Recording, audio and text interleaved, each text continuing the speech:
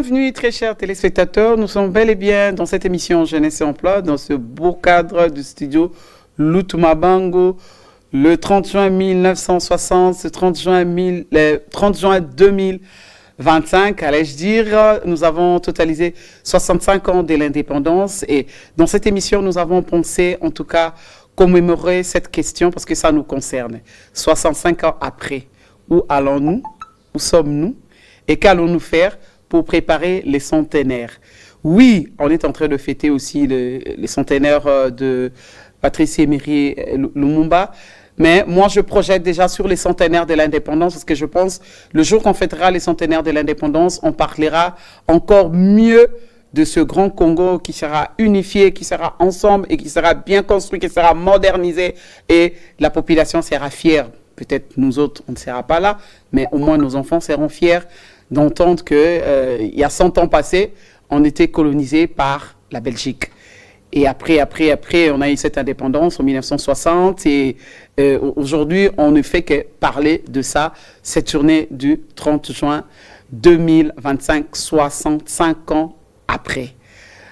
Mais qu'allons-nous dire à travers cette émission Jeunesse et Emploi? Pourquoi nous avons pensé à parler, à commémorer le 30 juin 1960 et aujourd'hui 2025, 65 ans après, par rapport aux questions de l'emploi?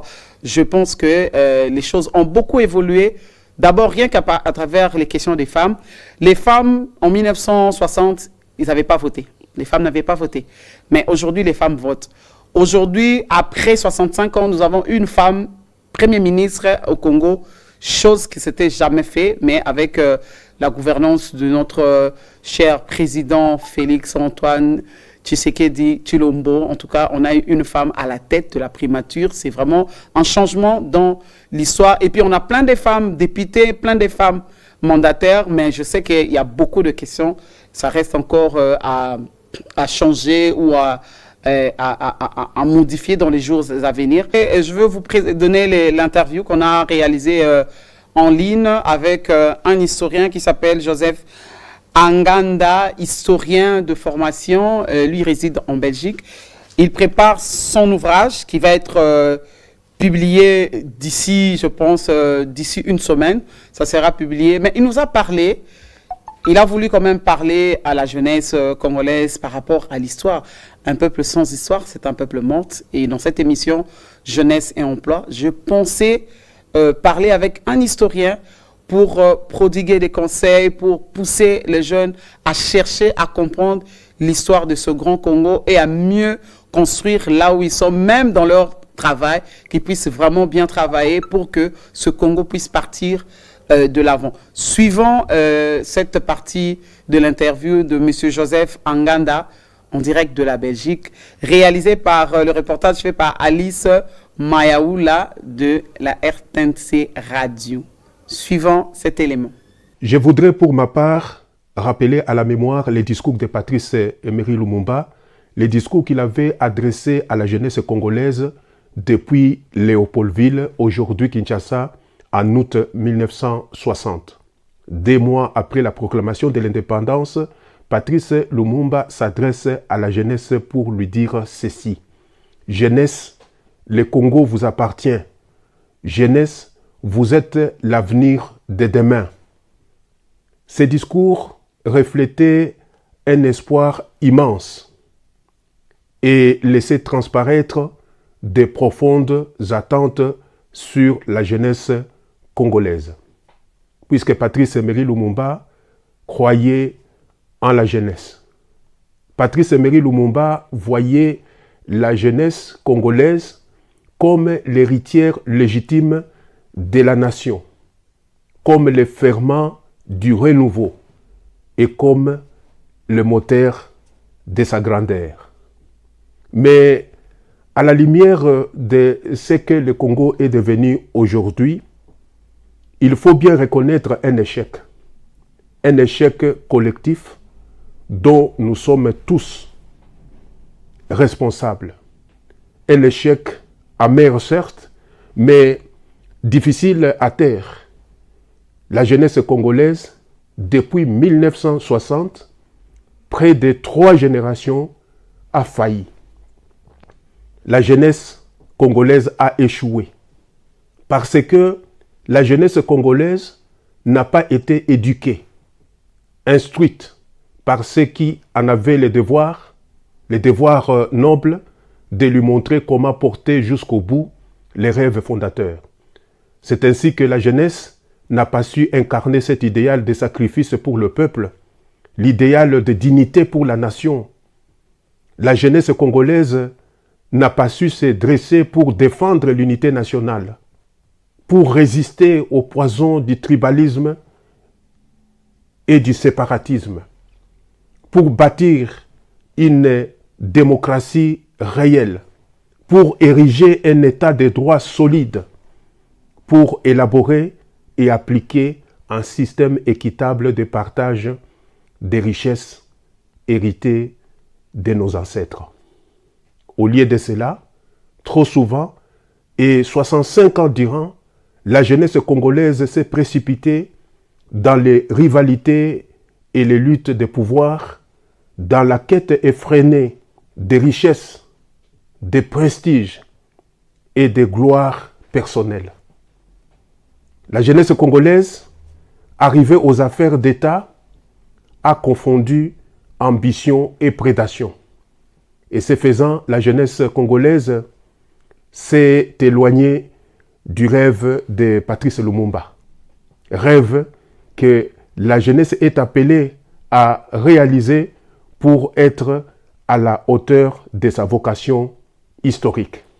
Enfin, n'allons pas trop vite en besogne pour penser que reconnaître l'échec de la jeunesse congolaise, notre échec collectif, dont nous partageons la responsabilité, c'est faire preuve de pessimisme. Loin de là. Mais c'est plutôt faire montre de lucidité. Car nous sommes convaincus que le rêve de Patrice Emery Lumumba ne s'est pas encore éteint. Voilà, vous avez tous suivi cette interview de Joseph Nganda, réalisée par Alice Mayaoula, en ligne bien sûr, parce que lui, il habite la Belgique. Il se prépare à mettre dans nos bibliothèques un livre qui s'intitule « Comprendre la guerre du Kivu à travers l'histoire du Congo ». Hier, Patrice Emery Lumumba parlait de la balkanisation. Il disait toujours, on va balkaniser le Congo. Je pense que si vous cherchez les documentaires sur YouTube, si vous tapez, vous les jeunes, vous allez suivre beaucoup de choses qu'il disait. Ça concernait ce qui se passe maintenant, cette attaque qui nous est imposée par nos voisins, le Rwanda, et puis c'est tout un complot. Mais ensemble, avec nos dirigeants, ensemble nous tous, si nous nous mettons, nous allons sauver ce grand pays et ce Congo ira de l'avant. Parce que déjà Patrice Emery Lumumba en parlait ensemble avec nos pionniers. Et là, je vois Joseph Kasavubu, je vois les Okito, je vois le plein. Je pense que si aujourd'hui vous restez scotché dans nos télévisions à travers tout ce mois de juillet, en tout cas, vous allez suivre plein de documentaires ou taper carrément sur Google. Vous allez suivre beaucoup de documentaires concernant l'histoire de ce Congo, l'histoire de notre indépendance. Avant, c'était quoi? Et pourquoi l'indépendance? Et aujourd'hui, où allons-nous? Et pourquoi nous sommes toujours en train de reconstruire ce grand Congo? Merci ensemble avec la jeunesse, travailleurs. Là, on va mieux reconstruire ou construire ce grand Congo. La deuxième question que j'avais posée à M. Joseph Nganda, c'était la jeunesse. Toujours pour le souci de la jeunesse, à travers cette émission, j'avais posé la question de savoir, la jeunesse, que doit-on faire pour que nos enfants s'imprègnent du développement de ce grand Congo d'ici 100 ans? Ensemble, avec la grande équipe de cette émission, on va se donner la peine de penser à projeter les centenaires de l'indépendance. De temps en temps, penser un peu 100 ans. Parce que nous croyons que d'ici 100 ans, en tout cas, ce grand Congo sera vraiment ce grand Congo qu'on a toujours rêvé, qui va bouger l'Afrique.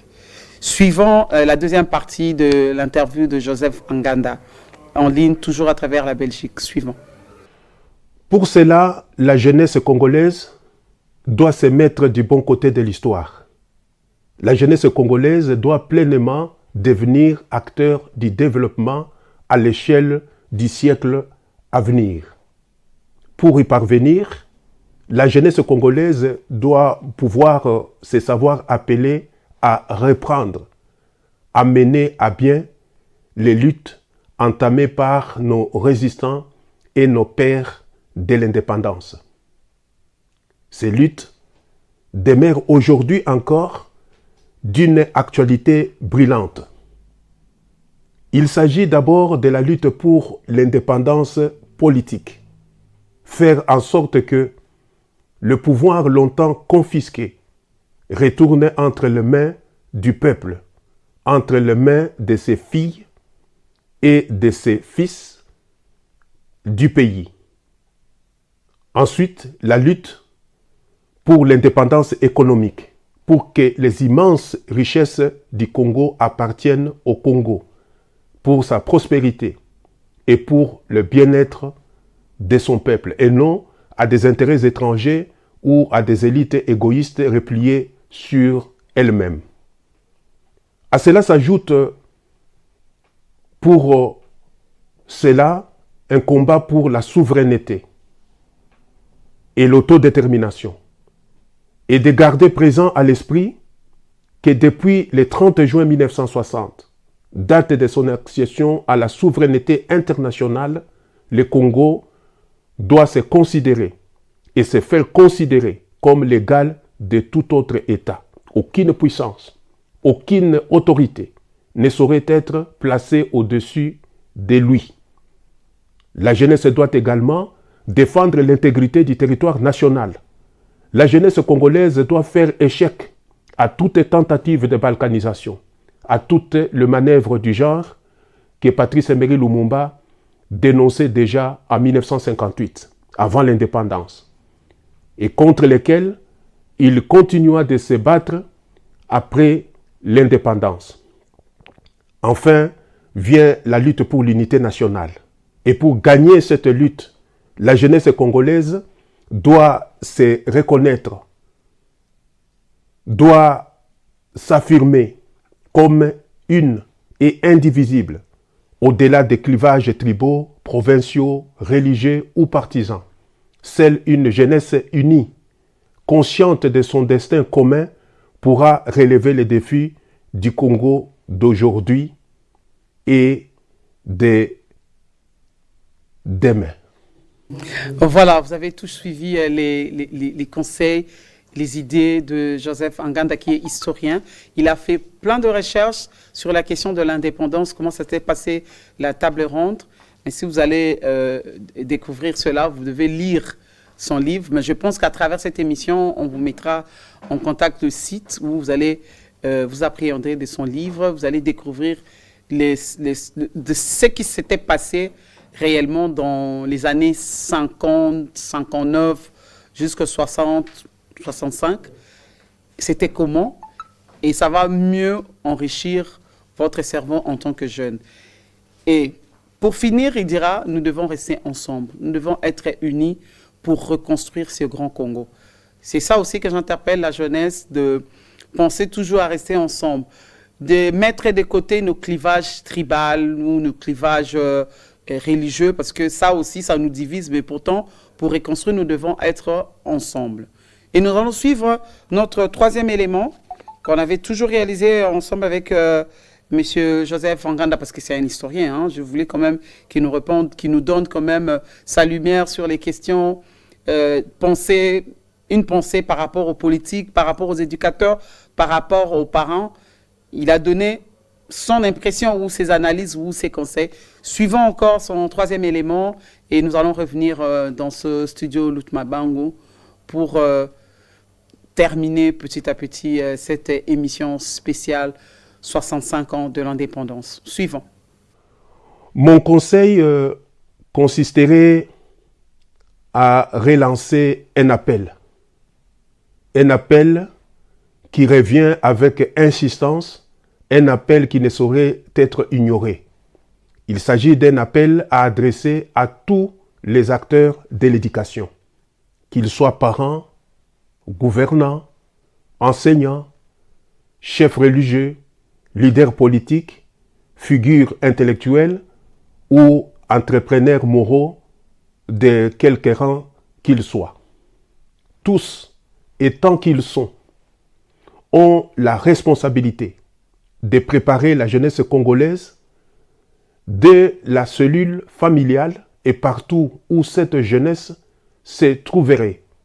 Il y a la responsabilité de préparer cette jeunesse congolaise à devenir la jeunesse que le peuple espère, la jeunesse dont la nation a besoin. Il s'agit ni plus ni moins de faire émerger une nouvelle génération.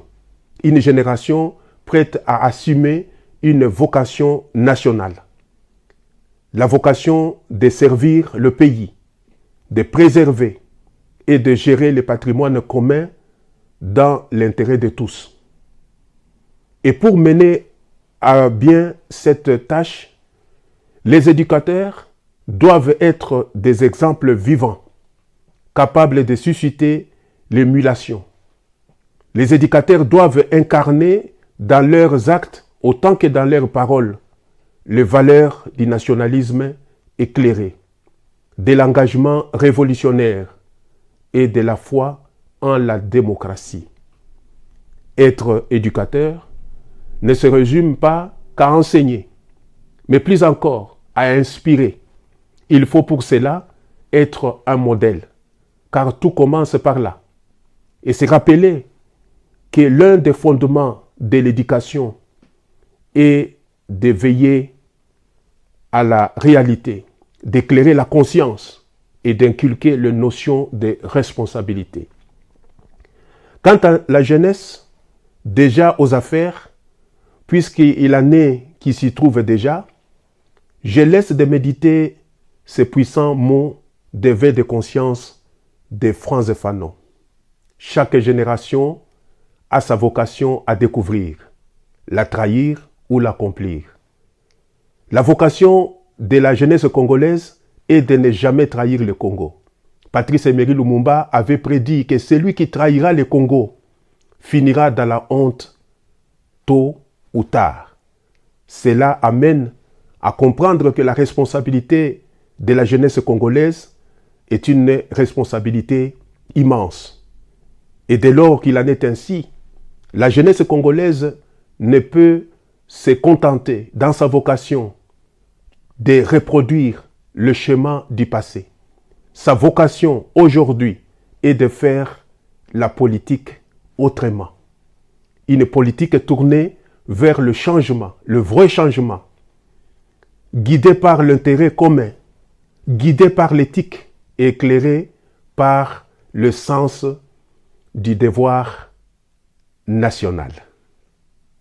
Voilà, vous avez suivi l'interview de Joseph Nganda en direct de la Belgique. C'est un historien. Il dira le changement du devoir national. Nous les jeunes, jeunes parents, jeunes politiques, jeunes mamans, toute la jeunesse du devoir national. C'est-à-dire, là où vous travaillez, il faut avoir un changement, que le travail que vous faites puisse emmener les gens à aller de l'avant. L'éducation que vous donnez à vos enfants, que cette éducation puisse aider ces enfants à construire, que ce pays puisse aller de l'avant.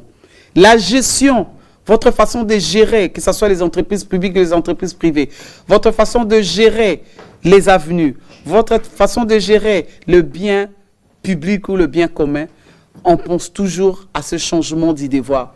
Hier, si on était médiocre, aujourd'hui, cherchons à être des meilleurs pour que l'image de ce grand Congo, comme ça a été rêvé par les Patrice Nozero, Patrice Emery Lumumba, Joseph Kasavubu, que sais-je, il y a eu plein de gens qui sont passés dans les années 60 qui ont lutté pour que nous ayons cette indépendance et que nous puissions nous-mêmes gérer ce pays, travaillant afin que d'ici les 100 ans de l'indépendance, que nous puissions vraiment regarder en arrière, on vient de loin et là on est arrivé.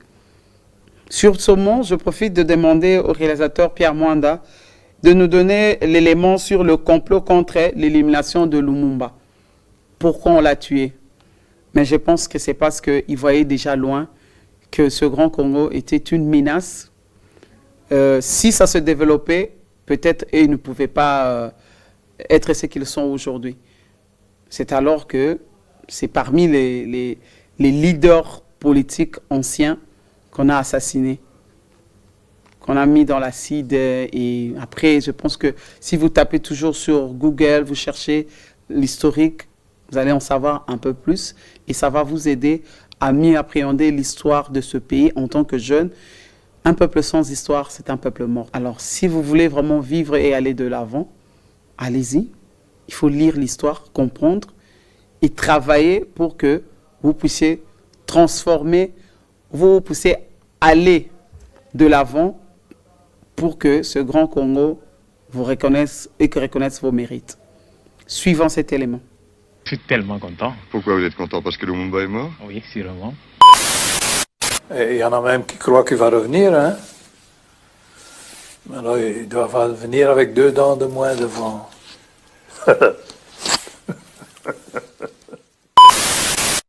Le 17 janvier 1961, seulement 6 mois après l'indépendance du Congo, le monde entier découvrait avec émoi les images horrifiantes de l'arrestation du premier ministre du Congo, M. Patrice Lumumba, ligoté, traité tel un animal, tabassé avant d'être embarqué dans un avion direction le Katanga. Je rappelle qu'une fois arrivé au Katanga, il a été torturé avant d'être abattu.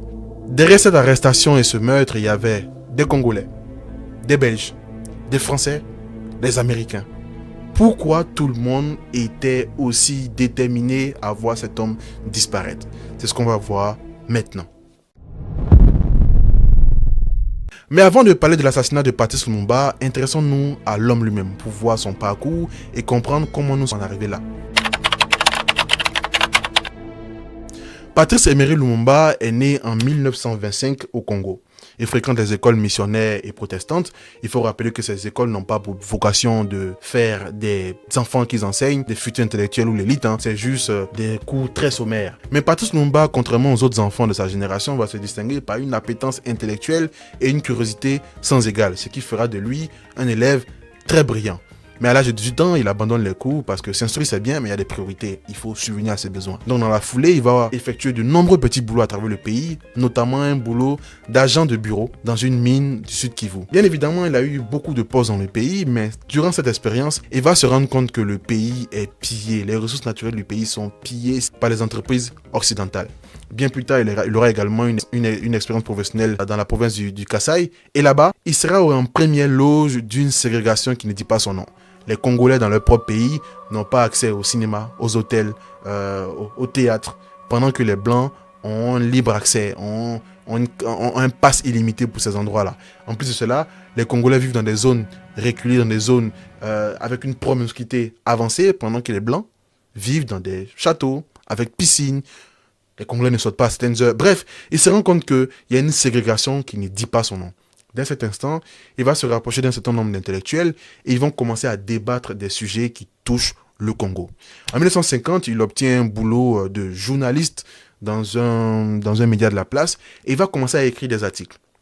Écrire des poèmes pour décrire un peu, dénoncer un peu tout ce qui se passe au Congo, ses envies d'indépendance, décrire les inégalités. Et très clairement, à travers ses écrits, il va commencer à avoir une certaine notoriété. Et dès cet instant, il sera dans le collimateur des autorités belges. Mais je précise qu'avant ça, il a également eu un poste de postier. Un poste de postier, je ne sais pas si c'est bien dit, mais un poste de postier à la poste. Bref, un poste de postier à la poste. Bref, vous avez compris l'idée. Mais en 1956, la Belgique l'invite, il est invité à aller faire un séjour d'études en Belgique. Et à son retour, il a arrêté pour avoir détourné des chèques postaux, si je peux m'exprimer ainsi. Alors, le débat n'est pas de dire que Patrice Lumumba était innocent ou qu'on l'a accusé à tort. Loin de moi l'idée. Je n'étais pas là-bas, je ne vais pas commencer à refaire l'histoire, là n'est pas le but. Mais l'arrestation de Patrice Lumumba répondait à un réel besoin. Le mec commençait à avoir beaucoup d'importance, les gens commençaient à l'écouter, donc il fallait le freiner dans son élan et il fallait le discréditer auprès des Congolais. Sauf que, en l'arrêtant, en le mettant en prison pour une peine d'environ un an environ, quand il sort de prison, Patrice Lumumba jouit d'une plus grande popularité. Parce que les Congolais se disent, le mec décriait certaines choses, Et dès qu'il a commencé à les décrier, on l'a arrêté. En plus de cela, Patrice Lumumba, après son arrestation, aura une crédibilité immense auprès des autres nationalistes. Parce qu'ils vont se rendre compte que le mec est vraiment déterminé à continuer son combat. Donc, il sort de prison et arrive l'année 1858. C'est durant cette année que la carrière politique, la détermination, l'ambition de Patrice Lumumba pour l'indépendance va vraiment prendre une autre tournure. En avril 1858, il arrive à Bruxelles dans le cadre d'une exposition appelée l'Exposition universelle de Bruxelles. Et là-bas, il se rend compte que les Africains, les Noirs, les Congolais sont traités tels des animaux. Ils sont chosifiés, ils sont minimisés, ils sont rabaissés plus bas que terre. Et c'est là-bas aussi qu'il va découvrir une habitude qui avait vraiment le vent en poupe en Europe à cette époque, les zoos humains. C'est-à-dire que on prend un endroit, on crée un zoo, des enclos, on mène des Noirs qui font office de bêtes des foires. Ils sont photographiés, les Blancs viennent passer le dimanche avec les enfants, on voit des Noirs qui font les animaux. Donc, ça crée chez lui un sentiment de révolte, mais immense. Donc, lorsqu'il revient au Congo, il s'associe avec ces fameux intellectuels-là et ils vont créer le MNC. Je prononce mal, MNC, le Mouvement National du Congo. Et il faut dire qu'à cette époque, ce parti n'est pas le seul parti dans le paysage politique congolais. Il y a également une association appelée ABACO. Et ce parti se différencie un peu du MNC. Certes, ce parti veut également l'indépendance, mais ce parti prône surtout une valorisation culturelle de la langue bakongo. Donc, vous voyez qu'il y a certes l'indépendance, mais ce n'est pas les mêmes positionnements. Et donc, dans ce contexte-là, le parti est créé. Mais il y aura également un autre événement qui va vraiment conforter Patrice Lumumba dans sa position de se dire que le Congo doit accéder à l'indépendance. Donc, en 1958 encore, il y a le congrès des pays africains. Donc là-bas, qui se déroule à Accra, il part et là-bas, il croise des gens comme Kwame Nkrumah, des gens comme Félix Moumié, des gens comme Frantz Fanon.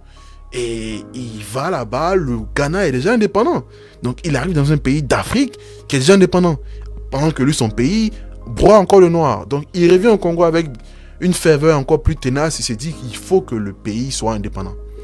Et ça tombe bien parce que même pas un an plus tard, le 1er janvier 1959, il y a des manifestations. Voilà. Je pense que nous sommes vraiment à la fin de cette émission. Aujourd'hui, c'était spécial 65 ans de l'indépendance. Il fallait penser, il fallait parler pour que nos jeunes puissent appréhender l'histoire de ce grand pays, l'histoire d'où nous venons, où nous sommes et où nous allons. Je pense que hier, c'était ce que c'était. Aujourd'hui, nous sommes là, mais travaillons pour que demain, ça soit encore plus meilleur que ce que nous sommes aujourd'hui. Et moi, je vous pousse, vous la jeunesse, là je parle des jeunes de 16 à 35 ans, travaillez dur, cherchez à comprendre l'histoire de ce grand pays pour que d'ici 100 ans de l'indépendance, donc 30 juin 1900 plus 35, je pense, le centenaire de l'indépendance, que nous puissions parler d'autre chose. Que nous soyons fiers de notre grand pays. Que nous soyons contents de ce que ça sera d'ici 100 ans de l'indépendance. Sur ce mot, je dis merci à tous les téléspectateurs qui nous ont suivis et merci à la grande équipe technique de cette émission. Merci à Joël, merci à Mabouki, merci à Souvé, merci à tout le monde et coup de chapeau à notre coordonnatrice Josette Skaya. On se retrouve prochainement, restez scotchés à l'RTNC2 Développement. Au revoir.